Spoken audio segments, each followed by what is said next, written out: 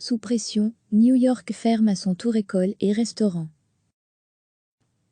Il résistait aux pressions depuis des jours, mais s'est finalement résigné. Le maire de New York a annoncé dimanche la fermeture des écoles publiques new-yorkaises, puis celle des bars et restaurants, privant à son tour la capitale financière et culturelle des États-Unis de vie sociale face à la menace du coronavirus. Le maire Bill de Blasio a annoncé en fin d'après-midi la fermeture, à compter de lundi, et jusqu'au 20 avril au moins, des quelques 1800 écoles de la ville, fréquentées par 1,1 million d'élèves, soit le plus gros district scolaire des États-Unis. Puis, dans la soirée, suivant l'exemple des autorités italiennes ou françaises, il a annoncé que cette ville phare du tourisme mondial signerait lundi un décret limitant l'activité des restaurants, bars et cafés à la vente à emporter et aux livraisons à domicile, des services essentiels à beaucoup de New-Yorkais, dès mardi 9h. Discothèques, cinémas, petits théâtres et salles de concert, qui n'avaient pas fermé après l'interdiction jeudi des rassemblements de plus de 500 personnes et l'extinction des feux à Broadway et dans la plupart des musées, devront également fermer à compter de mardi. Ces lieux font partie intégrante du cœur et de l'âme de notre ville, a déploré le maire. Ils font partie de ce que c'est que d'être New-Yorkais. Mais notre ville est confrontée à une menace inédite et nous devons réagir, comme si nous étions en guerre, a-t-il ajouté. Nous finirons par nous en sortir, mais tant que ce ne sera pas le cas, nous devons faire tous les sacrifices nécessaires, a-t-il dit. Depuis 48 heures, la pression sur le maire de la première métropole américaine, dont le nombre de cas confirmés du coronavirus augmente rapidement et atteignait dimanche 329 cas, dont 5 morts, ne cessait de monter. La décision de fermer les écoles publiques a été particulièrement difficile à prendre pour les autorités, qui avaient longtemps espéré pouvoir maintenir ce poumon essentiel au fonctionnement économique de la ville. Il a fallu 48 heures d'appels de plus en plus insistants, venus de plusieurs syndicats, parents d'élèves, élus et dirigeants d'hôpitaux pour les convaincre d'accepter de renoncer à ce pilier de la vie new-yorkaise. Symbole de résilience, la pression était d'autant plus forte que de nombreux autres districts scolaires américains, y compris ceux de Los Angeles, Seattle ou Washington, représentant des millions d'élèves, avaient déjà fermé leurs établissements, tout comme la quasi-totalité des écoles privées new-yorkaises. Le maire répétait qu'une fermeture aurait des effets en cascade pire encore que le risque d'une contamination via les enfants, redoutant clairement une paralysie de la ville qui ne dort jamais et de ses 8,5 millions d'habitants. Si vous n'avez plus de transport en commun, les professionnels de santé, le personnel de secours, beaucoup d'entre eux, ne vont plus pouvoir aller là où ils doivent aller. Si vous n'avez plus d'école, beaucoup de gens dont nous avons besoin ne vont plus pouvoir travailler s'ils doivent s'occuper de leurs enfants, avait-il défendu. Il avait aussi souligné le fait que des milliers d'enfants de familles pauvres dépendaient des écoles pour manger le midi et que beaucoup n'avaient pas accès à Internet.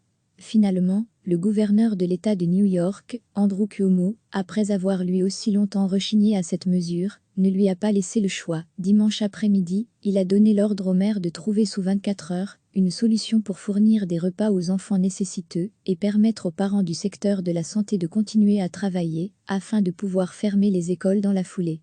Les enseignants se formeront donc intensément, dès lundi au défi de l'enseignement en ligne, a précisé M. de Blasio, en soulignant que les choses s'amélioreraient progressivement. Les autorités recommandent à tous ceux qui peuvent de passer au télétravail. Pour l'instant, métro, bus et aéroports sont toujours ouverts, même s'ils sont de plus en plus déserts. Et on pouvait encore visiter la Statue de la Liberté ou l'Empire State Building. Mais comme d'autres villes à travers le monde, les autorités, qui s'attendent à ce que le nombre de cas de coronavirus dépasse les 1000 cette semaine, n'ont pas caché ces étudier tous les scénarios. Recevez chaque matin l'essentiel de l'actualité. Il résistait aux pressions depuis des jours, mais s'est finalement résigné. Le maire de New York a annoncé dimanche la fermeture des écoles publiques new-yorkaises, puis celle des bars et restaurants, privant à son tour la capitale financière et culturelle des États-Unis de vie sociale face à la menace du coronavirus. Le maire Bill de Blasio a annoncé en fin d'après-midi la fermeture, à compter de lundi, et jusqu'au 20 avril au moins, des quelques 1800 écoles de la ville, fréquentées par 1,1 million d'élèves, soit le plus gros district scolaire des États-Unis.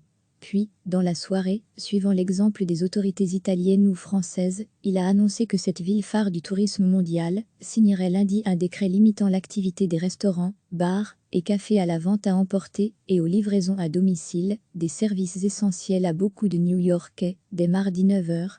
Discothèques, cinémas, petits théâtres et salles de concert, qui n'avait pas fermé après l'interdiction jeudi des rassemblements de plus de 500 personnes et l'extinction des feux à Broadway et dans la plupart des musées, devront également fermer à compter de mardi. Ces lieux font partie intégrante du cœur et de l'âme de notre ville, a déploré le maire. Ils font partie de ce que c'est que d'être New-Yorkais. Mais notre ville est confrontée à une menace inédite et nous devons réagir comme si nous étions en guerre, a-t-il ajouté.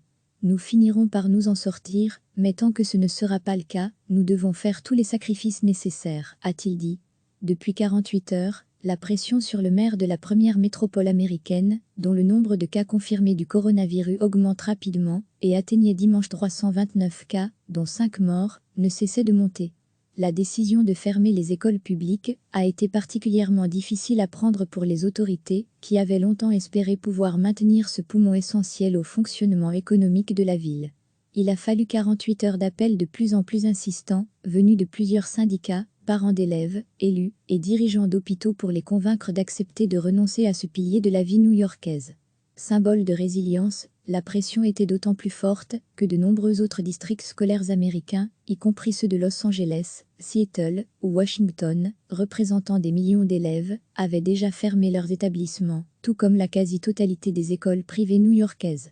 Le maire répétait qu'une fermeture aurait des effets en cascade pire encore que le risque d'une contamination via les enfants, redoutant clairement une paralysie de la ville qui ne dort jamais et de ses 8,5 millions d'habitants.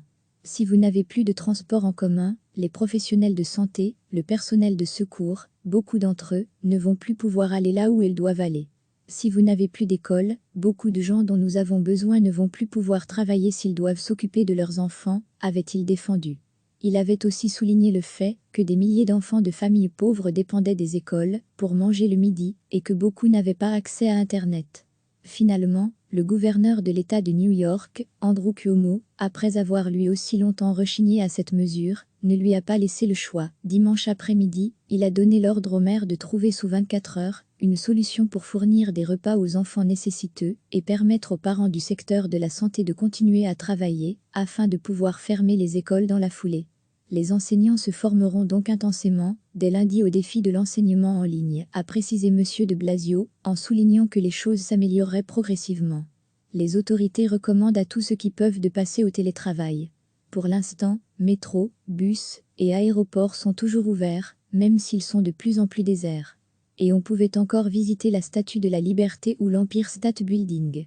Mais comme d'autres villes à travers le monde, les autorités, qui s'attendent à ce que le nombre de cas de coronavirus dépasse les 1000 cette semaine, n'ont pas caché étudier tous les scénarios. Cliquez sur s'abonner pour recevoir les dernières nouvelles.